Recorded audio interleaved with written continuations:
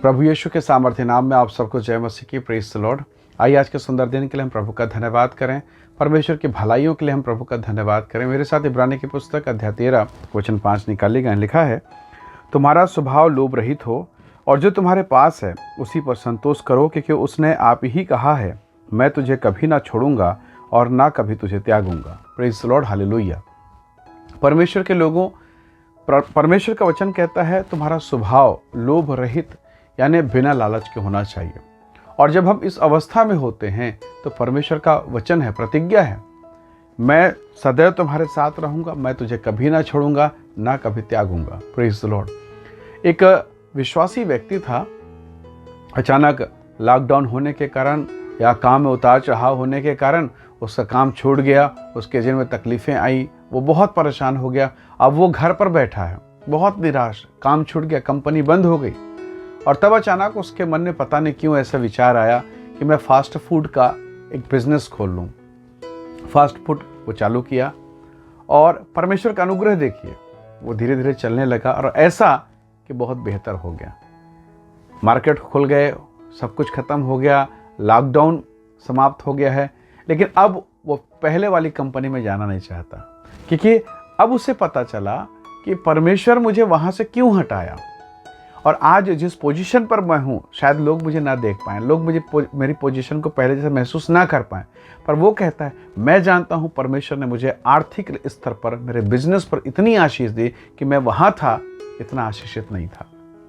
जो फ्रीडम आज मुझे है कि मैं कभी भी प्रभु के साथ बैठ सकता हूँ, प्रभु की संगति कर सकता हूँ, वो फ्रीडम मुझे पहले नहीं था। Praise the Lord.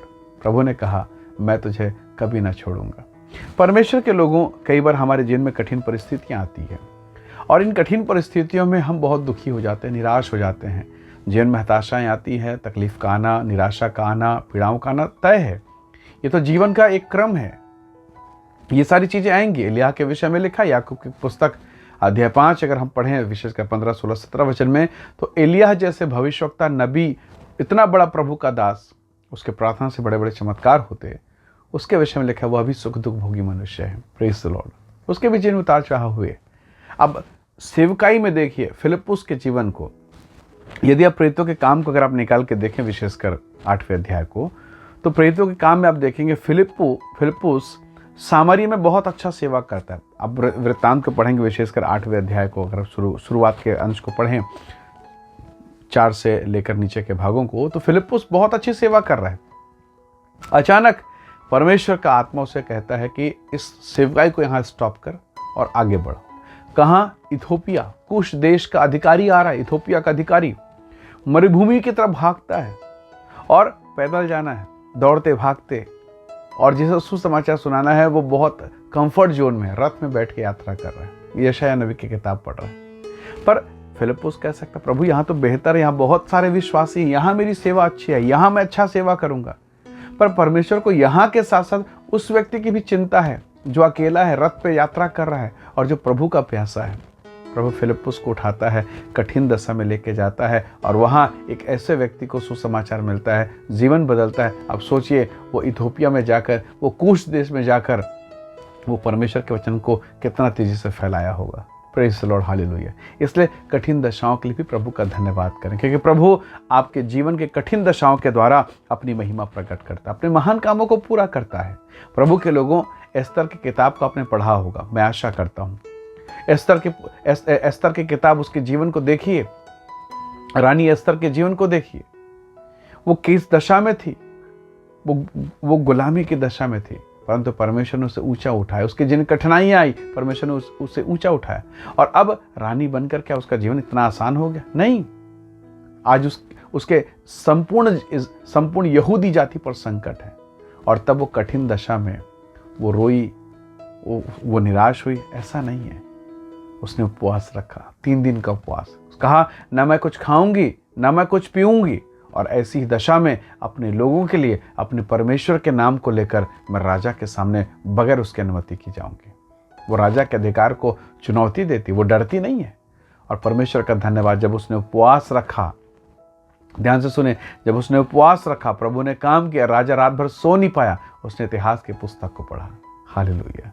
रानी बगैर राजा की अनुमति के सीधा राजमहल में प्रवेश करती है, मंत्रिमंडल के बीच में पहुंच जाती है। Praise the Lord. ये क्यों हुआ? ये इसलिए क्योंकि इस एस्थर ने कठिन दिनों में प्रार्थना किया। किस लिए हुआ? कि कठिनाई के समय भी उसने धन्यवाद किया।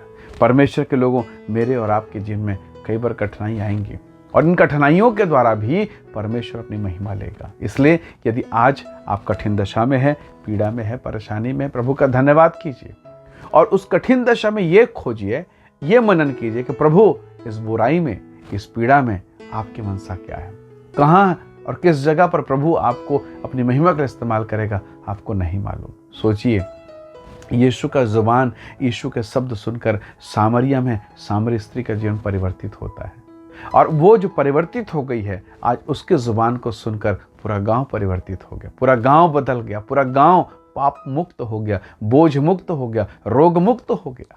Praise the Lord. कैसे हुआ? क्योंकि वो स्त्री पहले पापियों के संपर्क में थी, पूरा गांव पापी है। अब वो स्त्री शुद्ध करने वाले, पवित्र करने वाले प्रभु के संपर्क में है, पूरा गांव पवित्र हो रहा है। हालेलुया। आप किसके संपर्क में हैं? कठिन दशा में निराशा के संपर्क में हैं, कठिन दशा में आंसू के संपर्क में हैं, कठिन दशा में उदास हो गए हैं, या आशा देने वाले यीशु की ओर देख रहे हैं? कठिन दशाओं में आइए हम अपने मन को परमेश्वर की ओर लगाएं।